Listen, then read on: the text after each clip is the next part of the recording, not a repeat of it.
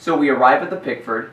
We go to their little meeting thing. They're having a meeting. They're telling people about all the things that they need to do. They're giving us some workshop type advice there at the Pickford. And they give us our dialogue. You know what the dialogue is? Speak softly and carry a big stick. You know what the props are? A hot water bottle, a flag, and what was the third one? What was the third prop?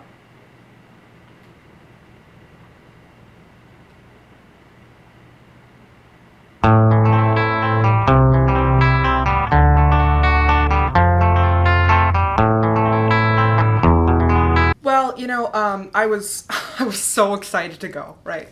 And Josh kept saying, "Don't worry about it, you know, it's at 5:10." And so, you know, we kept planning on it. I said, "Let's go early, maybe," you know. Turns out it wasn't. So we were about a half hour late. I was high, but it was good, I think. Really, honestly, I had no creative input whatsoever, in accordance with the rules. And you start to conceptualize what this video is going to be about. And remember, you were on the team, so you Lights are bright. Just don't worry about the lights. It's to make the shot better. It's supposed to be professional. Okay.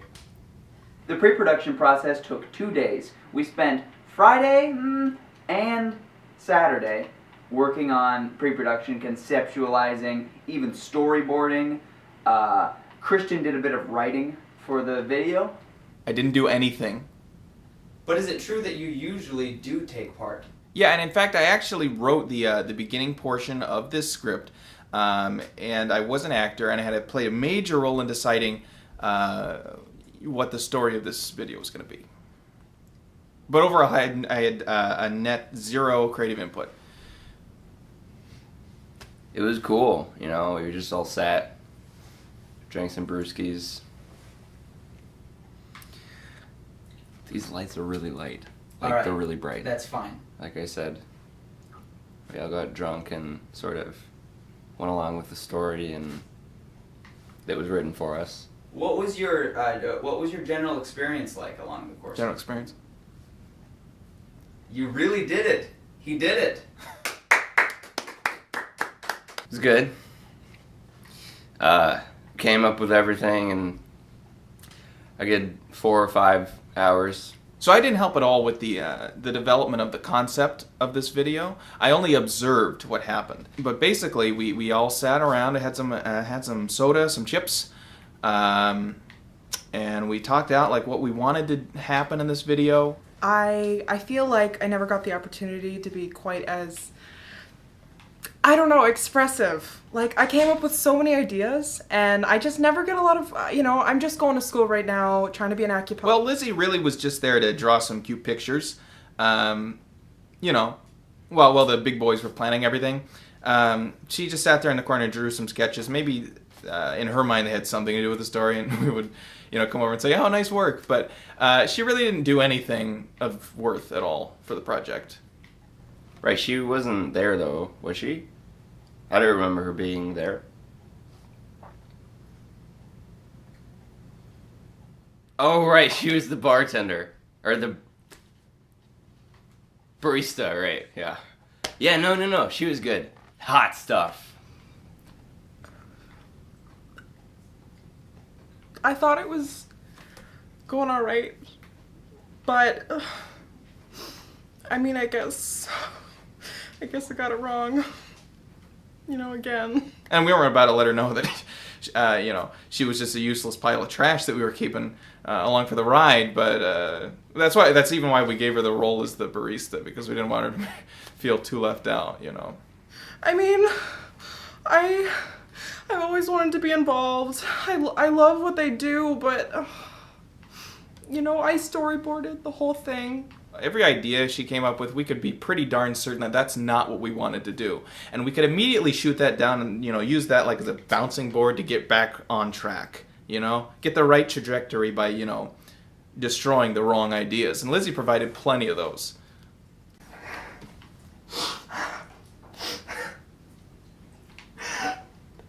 Down round, get around, I get around.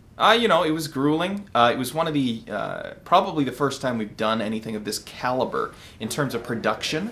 We had a crew, we had a location. I don't think that line delivery is very naturalistic. Yeah, it was great, and everything could be controlled, and I was moving all the chairs, and we had all our extras, and the colors were really nice in there. And we got there, and we did it. We were filming for a good 8 hours that day. Really grueling stuff, but it was worth it in the end. Yeah. The reason I chose this light, the Limo Studio light. Really, bro? Is because I wanted to give a sense that the scene was lit up and that people's faces were kind of filled in likewise. It was my character. He was weird, you know, because all he did was drink coffee, right?